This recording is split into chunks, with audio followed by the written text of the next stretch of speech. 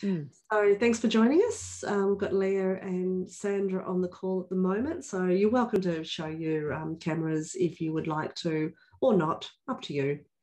And of course, I am joined with Debbie Roberts. Hi, Deb. Hi, Katrina. Great to be here. And today's topic, we're going to be talking about, let's say, the differences between being a manager and a leader, the move of the mindset to move from being a manager to a leader, and just those things that I know that we've experienced along the way. Probably some attributes of a leader, what it makes to be a leader, the differences. And we'd also love to hear from you. Hi, Sandra. Thanks for sharing your happy face. I'd love to hear from those that are on the call today. You're welcome to come off mute at any time and talk about, maybe, what your issues are from moving from becoming a leader of your business. And, the struggles, the challenges, and we can talk our way through, get you impressions of what you think a leader is as well. So perhaps we can get started. And I guess, as we've said before around, leading your business, it is around, having your vision, and we won't go too much into having your vision of your business to know where you're going, but it is a good place to start to actually know where you want to take your business, what your vision and your purpose of your business is, so that you can keep coming back to that knowledge, or that, the purpose of your business, and how to lead it through there. Deb, you've got some thoughts around that? Yeah, it was always a bit of a struggle for me when I first started my business. And I've said this many times, but it's worthwhile repeating. Michael E. Gerber's original E-Myth, Revisited, was probably, I think, the first business book I ever read. And he started it, when I was reading that, he was talking about the technician. We've all heard, I'm sure you've heard this before, where he talks about the technician decides that they want to earn more money, they're good at what they do, I'm going to start my own business, and that's what he calls the entrepreneurial myth, that they think that the technician goes into business and the only training typically that a technician has is actually how to do the work. And I am like most bookkeepers starting out, and the solution that I had to having too much work was just to work harder and faster and longer. There was no strategy, there was no vision. I didn't know anything about marketing, or anything, leadership, management, all of that. Can people relate to that? Yep. So it's very, very common. And it was only when I was working with Peter Cook that, and one of the first things he actually showed me, it was this chart of the domains of the business. And there was leadership, management, finance, sales, marketing, or marketing, sales, HR, and admin. There's a lot of roles that each business owner actually has. And I thought that all I needed to do was the bookkeeping. That's it. And if I do a good job, it'll grow and more clients will come, which it did as well. But there was no change of mindset and no understanding of the domains of the business and the importance of the domains of the business as well. And it was only with some coaching that he gave me that I started to appreciate the importance of spending time in each one of the domains. One of the struggles I had was actually not feeling guilty about spending time just thinking, because really the role of the leader is to inspire and unite the team in essence. And and if you are on your own, then you are the team. So your job is to inspire you to keep doing what you're doing on a daily basis. All that work in production that you do, getting in front of clients, dealing with all those issues. If you don't feel inspired, if you don't really have a purpose, if what you're doing is just a job, that you don't have any vision, it has no connection with anything else that's important to you, then that's the role of the leader. And if you don't have that, if you don't spend time thinking about that, you'll kind of get a little bit, feel like, well, all I'm doing is pushing papers around, or all I'm doing is crunching numbers. It's not about that. It's understanding. The leader understands that, yes, the job that you do in the area of production is critical to the growth of your business, but what you are not just crunching numbers. You are not just a bookkeeper. It's about how it makes the client feel. Everything that you do has a direct connection with how it makes the client feel. So what you are doing is important. And when you have the leader think about and appreciate just spending time thinking, because as I say, the thing I struggled with was I kind of felt guilty if I spent 2 hours just sitting there on a beach or in a park or whatever gives me inspiration, and just looking and thinking, where do I want to be and what size do I want my business to be, and I'd be thinking, I'd feel guilty that I actually wasted 2 hours when I've got all this work that I have to do. And I'm not being paid to just think. I'm being paid, I'm not getting the money in if I don't get the work done. So there's all this turmoil that goes on inside a technician when your number one drive and priority as the technician is to get the job done.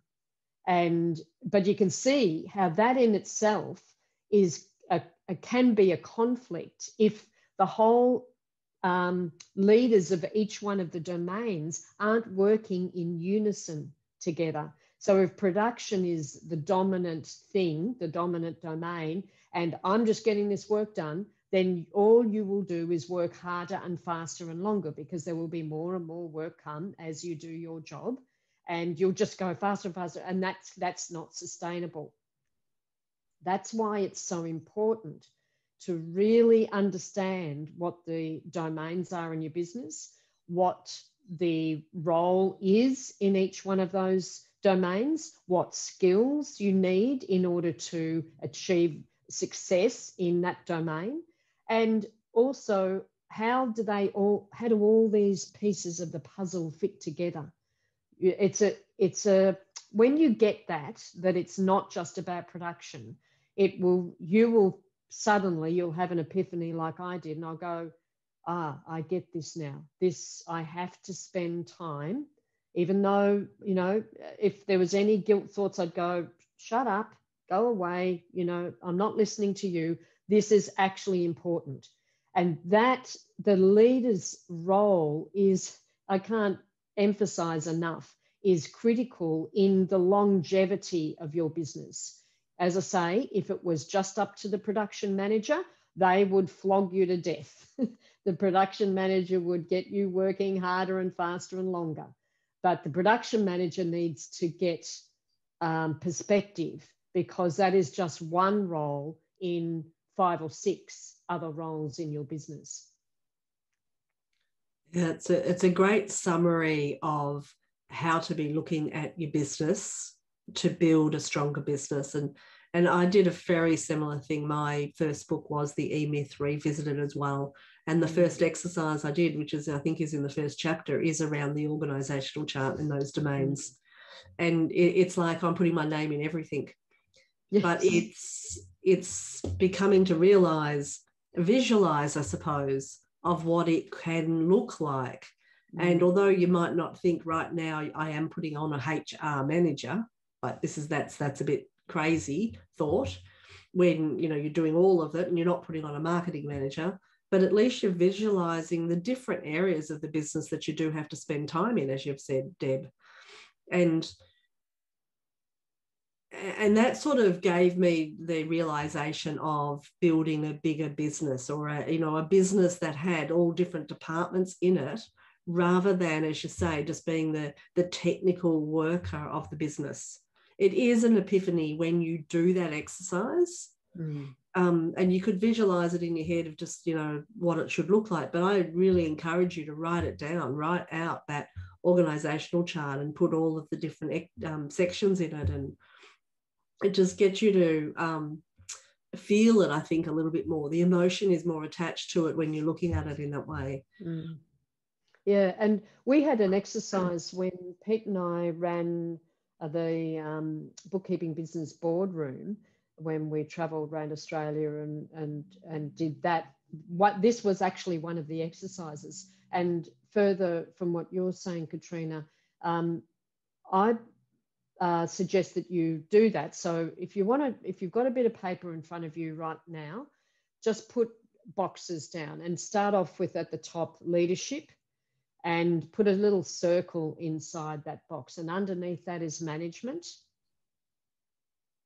And so they're the first two. And across the bottom here, you've got finance and a circle, marketing and a circle inside that, sales and a circle inside that, HR, circle inside that, production, circle inside that, and admin, which is everything else that you do to keep your business running. And the next exercise is to write an initial of the person responsible for each one of those domains. And obviously, if you're and you put that initial inside the box. And if you're on your own, obviously, it's going to be your initial in each one of those boxes, which is no wonder you're feeling pretty tired and stressed out most of the time. The other little exercise to do with that is, out of 10, score yourself as to how well you're performing in each one of those domains. And if you've never done HR, like you've never recruited, you're on your own and things like that, just with the knowledge that you've got about recruitment and staffing, whether it be a previous experience or whatever, say what you think you might score yourself. And so just go through that right now. And if you want to unmute yourself, we can have a little bit of a chat about the scores that you've given yourself. If anyone feels like wanting to have a chat, just unmute yourself. Typically what happens is that people score themselves very highly in production because we are technicians. So it's usually, if it's not, it's an 8 or above, 9 out of 10, and every other domain. And sometimes we get an okay score in marketing, because occasionally you get bookkeepers that actually like marketing. It's pretty rare, but it does happen. So sometimes they might have had a previous experience in marketing, so they feel fairly confident with that. It's all about your confidence level and how well you think you're performing. This was the beginning of the epiphany for me, when I realized, because before I got clarity around that, I knew I was busy. I was doing a whole bunch of stuff. There was a bit of marketing going on. There was a bit of admin and a bit of this and a bit of that, but there was no clear separation of what work I was doing and a conscious decision about what work I was going to do that day. So there was just a big jumbled mess. And there were some domains that were absolutely neglected, like leadership, because I was on my own starting out, and I thought, well, I don't need to lead myself. So, I didn't even think about that. But it was the interesting thing about that. It was only when I appreciated the importance of the leader choosing the direction of the business, what kind of business you are going to have. Are you going to sell it in 5 years' time? What value do you want to sell that for? what are you going to do when you don't need to work full time anymore? Where are you going to be with your partner and all this sort of thing? It was at that point when I created the big vision that I had, was to replace my husband's income. And it was only at that time that I actually decided that was my vision. That's what I was going to do. Without a clear vision, you could be, and there's that, you would have seen this in a quote of the week or something like that. You would have seen that, where you say, if you don't have a vision, then what you can find is the manager gets a ladder and puts it up against the wall and starts climbing the wall, and then realizes when they're at the top of the building that they look out and they realize they're actually on the ladder's leaning against the wrong wall. They actually don't want to be where they are. In other words, you're growing a business that you don't love anymore, and you're tied to it, and you don't even know why you're doing this, and you're running yourself ragged. And the other analogy that I love to use without a vision is that it's a bit like deciding that you're going to go on a road trip and you're going to go for a holiday. And so you pack everything up, you pack your suitcase and you bring the beach gear and you bring some camping stuff as well, because you actually don't really know where you're going to go. So you've got to bring everything that you could possibly imagine. And then you start driving, but you actually don't have a destination in mind. So you are just driving. Sometimes those holidays are really cool when you just turn up to a place and camp, or, book into a hotel or something like that. But if you actually want to get from A to B in a particular point in time, or within a point in time, then you need to be able to put the navigation the destination into your GPS, so that it will get you there in the quickest possible time. And if you haven't got that planned, then you're going to be just driving around, which, as I say, can be cool, but your kids will be saying, are we there yet? Are we there yet? Are we there yet? Yeah, it's a good analogy. I think it'll be a good idea to look a little bit deeper about what the activities are of a manager and a leader, because it took me a long time to understand. I always thought, a manager is somebody that's leading the business and the leader is managing the business, but they're very distinct domains. And maybe I'd invite the audience to pop off mute and either give us your thoughts about what the differences between a manager and a leader is. Is anybody willing to jump off mute? Sandra, you've got your face. We can see you. We know that you're active and writing notes. Did you want to come off mute? Not really, but I will. I'm feeling under pressure. This is a really, really interesting question, because I've often blurred the two. I mean, in very simplistic terms, it's the leader that has the vision. It's the manager that gets the team to where the vision is. Like, it's their job to make sure it gets there. But I often get confused on a day-to-day thing, or what is the leader doing on a day-to-day level, and what's the manager doing? Because the manager can be very in the thick of it at some times, but it also can be very high level. Yeah, so I'm interested to hear what you say about this. Yeah, no, that's a really great question. Deb, do you want to start that?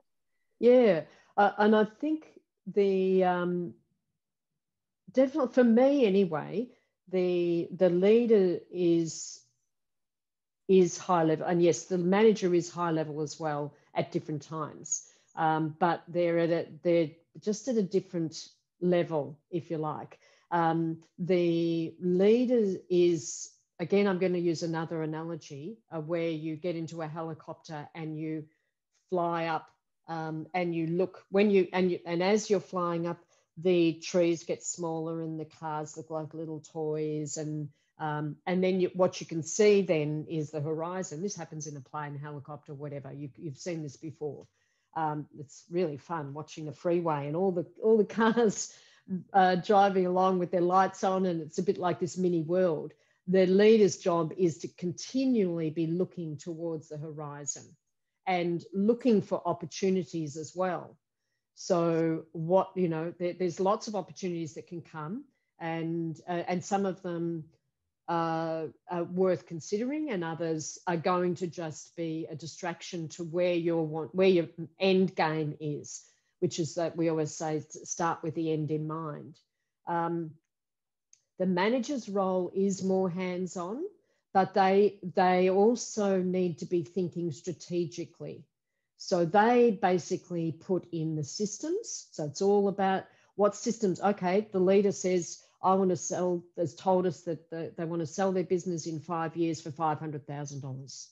So that's the leader's vision. And the leader has said the reason they're doing this is because of this, that, and the other thing, and whatever else that they want to achieve. Okay, so in order to achieve that, we've got to be turning over $100,000 a year extra every year for the next 5 years. Okay, then you bring that back down into, and Katrina's great with all of this, you bring it down to, okay, what do I need to do? I'm doing 100,000 this year. What do I need to do in 6 months? Where do I need to be? What's my 90-day goals? What's my 30-day goals? So they are quite specific in the goal setting as opposed to the vision. So it's what goals break down. All right, 500,000, bring that down, bring that down, bring that down, bring that down. Okay, in order to achieve that, I'm going to have to recruit by June. So because I need to recruit by June, I need to start recruiting in April because I want to put a person on in June. So can you see how all that one thing actually connects with the next, but it started off with the vision? Otherwise, if you said, oh, I just want to grow, well, okay, you will probably grow because it'll happen by just the nature's way. You'll do a good job and clients will come. But there won't be any strategic planning, which is the role of the manager. Now, I said the leader needs to do a lot of thinking, but it's more that it's really, for me, it's more of a personal thing. It's like, where do I want to be? What do I want to do? What does my business look like? This isn't anyone else. This is me driving this. This is my business. I'm not going to have clients that tell me, you're going to work these days at this time and you're going to be available for that. And no, hang on. You're telling me how to run my business. This is my time. This is my business. I will tell you how I'm going to be able to provide you with 5-star service in a way that actually fits in with my vision and the ideal business for me. Remember, keeping in mind that, and another thought that's really important, Robin Flynn, one of our great licensees, she has made a decision at this point in her life to grow a lifestyle business. So, and which is fine. It means that she has a person that helps her every now and again, but she wants to have a business that's very mobile, that can travel when her husband has leave, which he has several times throughout the year. And if she was to grow or aim to grow a $500,000 in 5 years, it would tie her up a bit more than she was prepared. So it's very important that the leader creates this vision, because if you say, oh, well, okay, I'll do what Debbie says and grow a $500,000 business in 5 years, and then feel that that's not actually aligned with what you want to do personally, and it's not aligned with what your partner wants to do as well, then you're not going to grow a business that you love. You won't achieve, the peace and the balance, the work-life balance, which is so important in having a business that you love. Yeah, that's great. And I'd also, you mentioned about on a day-to-day basis.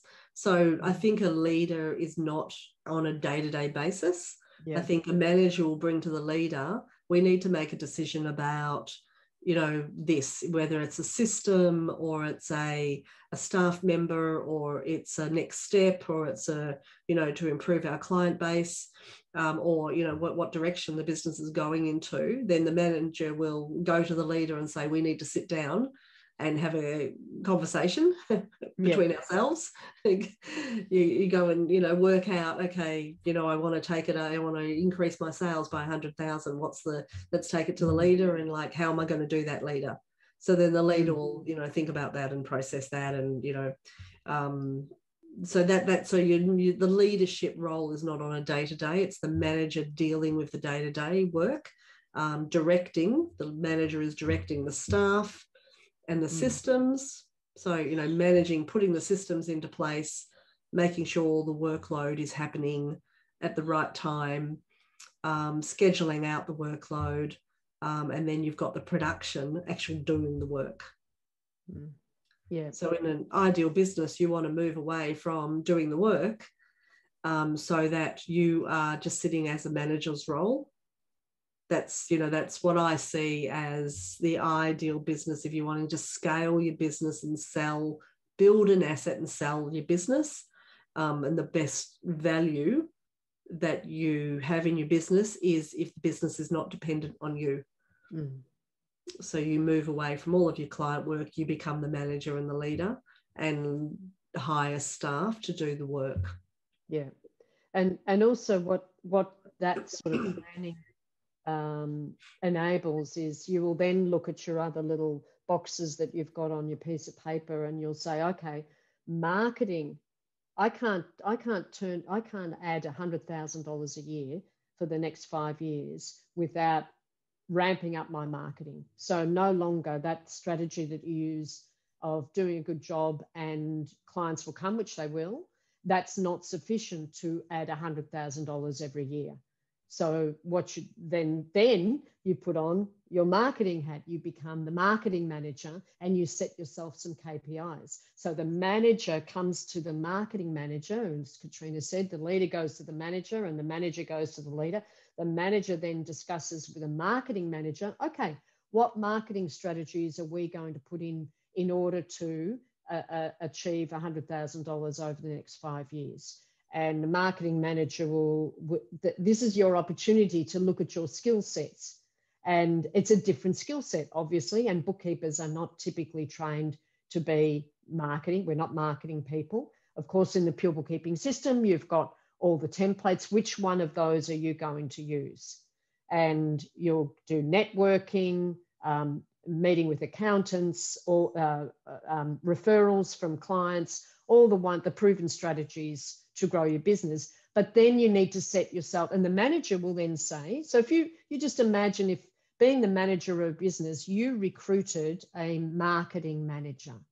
So you actually let's just pretend that you actually recruited a marketing manager because you need to put on $500,000. And you'll say to the marketing manager, I want to put on $500,000 every year for the next 5 years. What marketing strategies would you recommend I implement? And how do we do that? So the marketing manager then, and these are your KPIs. So you set yourself KPIs as the marketing manager. What are you going to achieve? And that will be things like, I'm going to attend 3 networking events this month. I'm going to meet with 4 accountants this month. I'm going to set up my website. But this is now the marketing manager saying this, and the manager is saying, okay, well, we'll set you some KPIs and you can report back to me at the end of this month with how did you go? Did you meet with 4 accountants? Did you go to 3 networking meetings? And that's you as the marketing manager. And then the 2 of you work together to make sure that things are, the manager will see, all clients are coming in. Okay, look at production. Do we have enough staff to accommodate these? And then you get into HR. So then you speak to the HR manager and say, I think we need to recruit because the marketing manager is doing really well. And now I expect to be needing a next bookkeeper in this many months. And then the HR manager will then say, okay, in order to do that, we need to do this and we need to do that. So can you see how the pieces of the puzzle all fit together? They're all interlocked, and it's not just production. Production is just 1/7 or 1/6 of all the different domains. It's important. Obviously, you've got to get the work done, but without having each one of these other domains taking over and taking on their own responsibilities, having their own KPIs, and fulfilling on that, then that's what makes it all tick over. Yeah, that's awesome. Does that answer your question, Sandra? Yes. Oh, yeah, that all totally makes sense. And then my next question is, when you are a 1 or 2 man band, what psychological tricks do you have up your sleeve so that the HR manager inside you isn't screaming at the marketing manager because she hasn't got time to recruit? I mean, obviously, I'm guessing that some of that would be, obviously setting really clear boundaries in your calendar or whatever, and then actually just flipping a switch in your brain saying, right, for this period of time, I'm going to do this. I mean, I guess you have to employ tricks like that, but no, it totally makes sense. And it's interesting because it's really that little voice in the head that, will jump from one to the other so quickly without some sort of, system of how to capture that. Yeah. But it is good to hear it delineated like that, just to sort of remind you that, yes, and even just having that in your mind, you could then say, right, you're actually thinking like a production person now, and but you really should be thinking about it like a marketing person. Yeah. So, yeah. And I did have to employ a few tricks to get me to do what I was supposed to be doing. So, and part of one of them was I can't undervalue the importance of having an accountability buddy. So having someone that you are actually answerable to, because it's very easy when you're on your own to just push, you go, oh, I'm too busy. And I did that a lot with Pete until we use the KPI report, the one that's in the system, to and a big the main purpose of that KPI report, apart from giving the obvious, which is to give Pete information about the progress towards the goals that we had set, was actually to change my behaviour. So it had on there it had exactly what I said before. How many accountants was I going to meet with that month? How many networking meetings was I going to? Where did my referrals come from? How many referrals did you get from clients? Oh, how come you didn't get, you were saying you want to get 2 referrals a month from clients. That didn't happen. Why didn't that happen? Well, I didn't actually ask for them because I, whatever, I felt uncomfortable and it was too, I made up stuff. So it really helped me. Again, it was another little trick, if you like, to help me do what I said I was going to do. So if I wanted, and because it was the reality really of saying, well, okay, Deb, you said you wanted to put on $100,000 a year for the next 5 years, but you're actually not prepared to do the work. Is that right? So you can't, you will not achieve that goal if you don't spend time in doing your marketing, because the dribbles that come through from referrals from, after doing a good job won't be enough to do that. So do you want to modify your goal down to what is more realistic for what you're prepared to do in your marketing, or are you standing by that goal and therefore you have to do this work that you would prefer you didn't have to do? And you're going to learn a new skill set and you're going to be nervous and anxious about it and you're going to feel uncomfortable and all of these sort of things. Do you want to do that? Are you prepared to do that? And so a lot of it was, for me, it was behavioral change, because I kept looking at the goal that I wanted to achieve. And I didn't want to, I made a conscious decision that I didn't want to drop that down, because otherwise I wouldn't be able to do what the ultimate vision was, to replace my husband's income.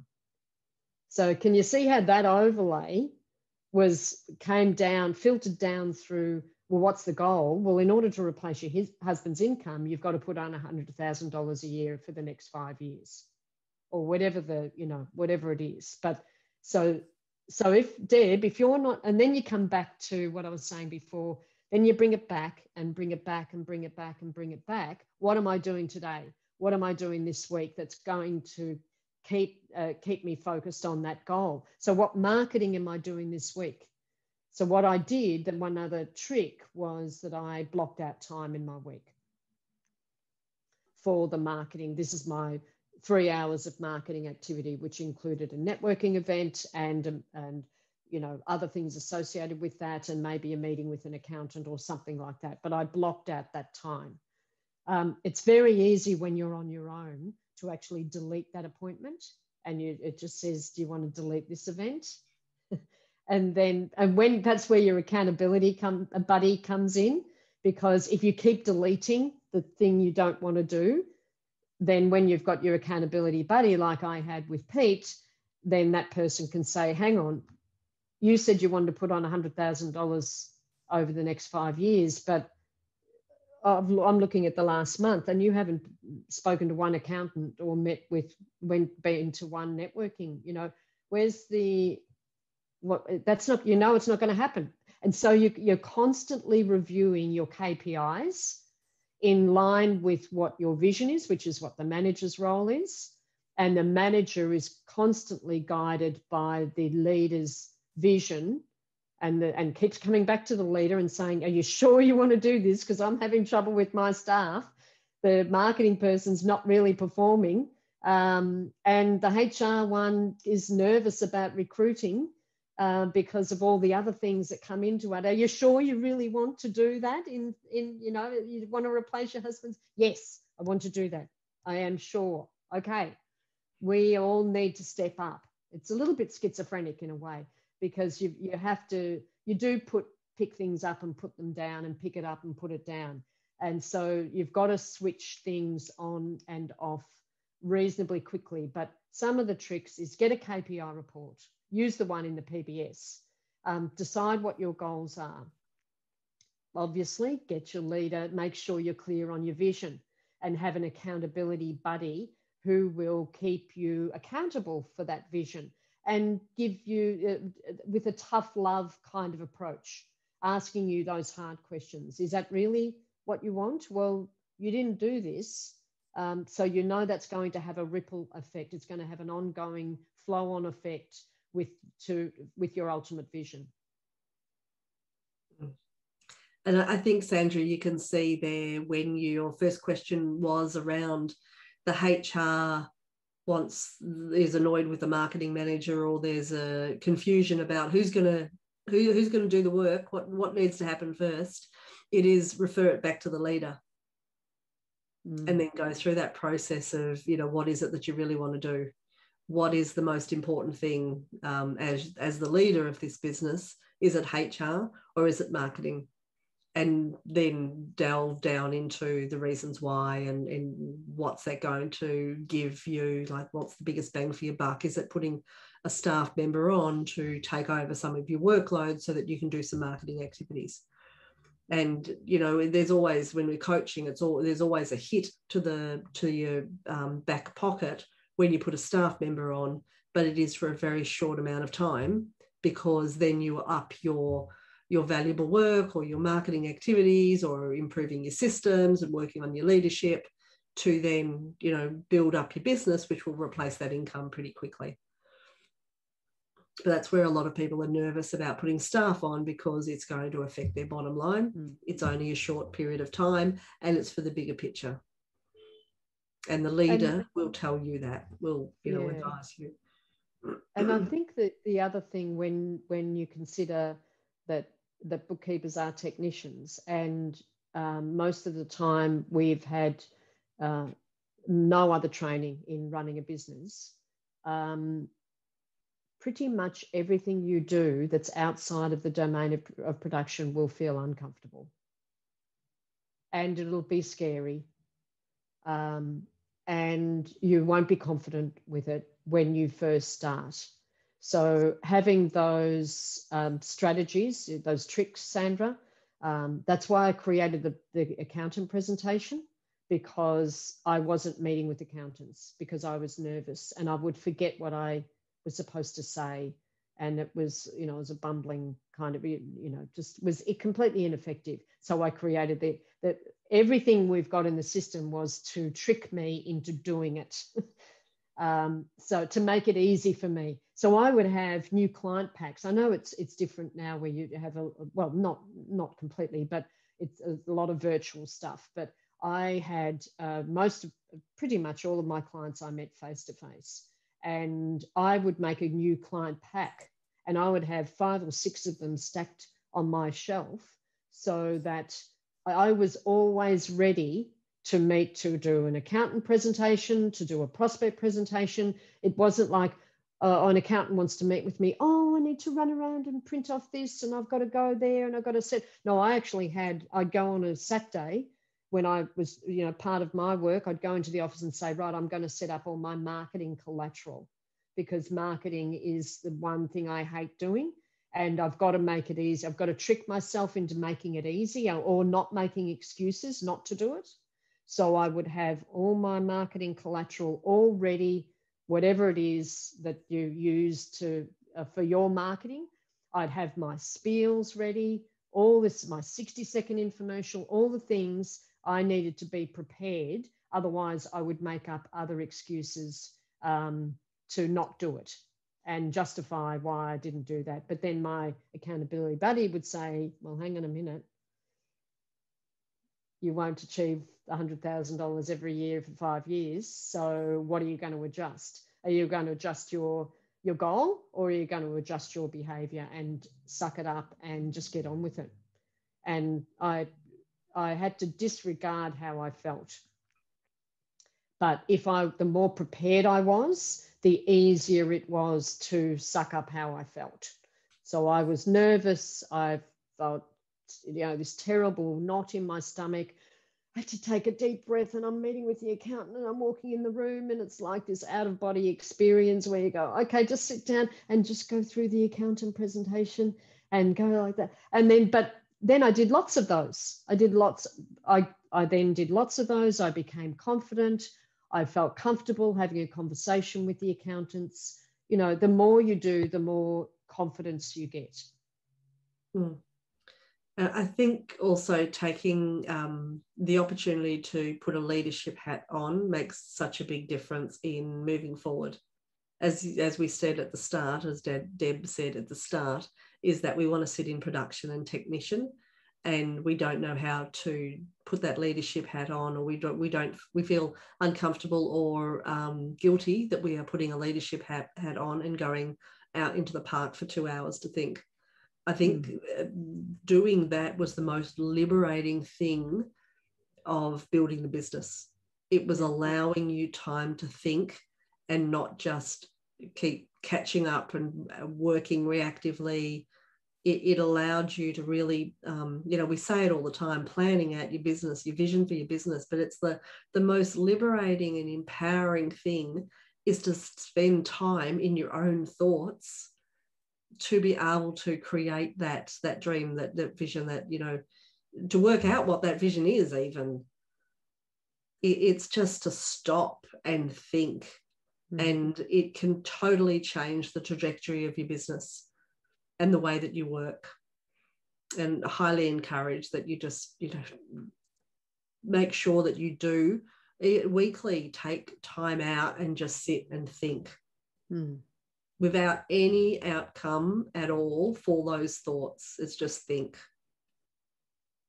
Yeah. And you're absolutely right, Katrina. It's liberating. It's actually invigorating. And you don't realize that I didn't know that. I just went through the motions of it, but it was the more time I spent in it, I actually wanted to spend more time in that space. It actually was fun.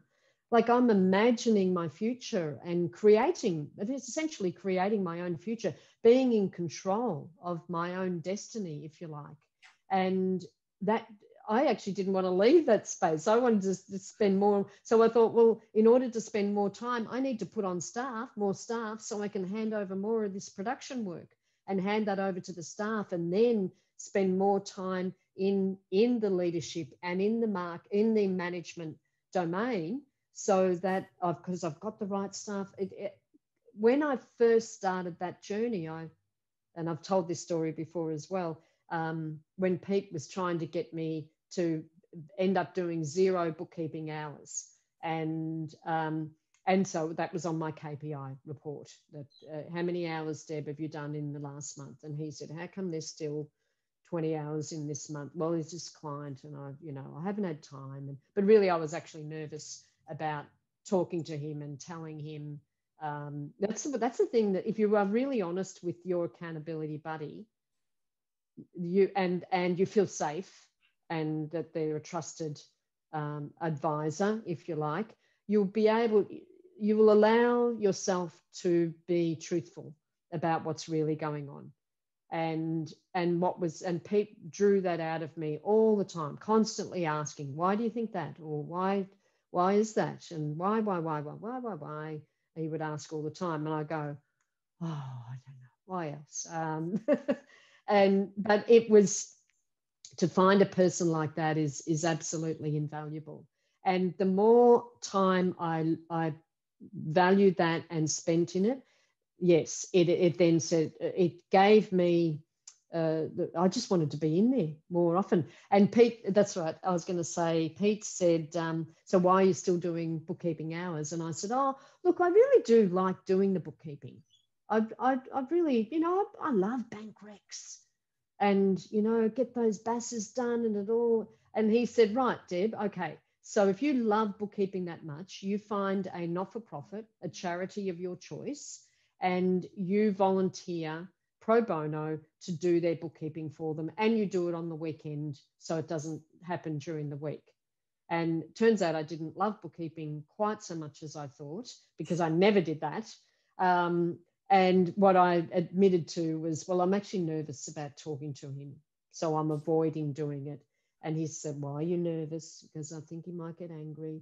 Okay, well, let's talk about that and just talk through all of that. So there's always an underlying thing. And if you have an accountability buddy that you trust and who understands you and what you're aiming for, they will apply a tough love approach. That you, if any of you have children, you will have done it with your children.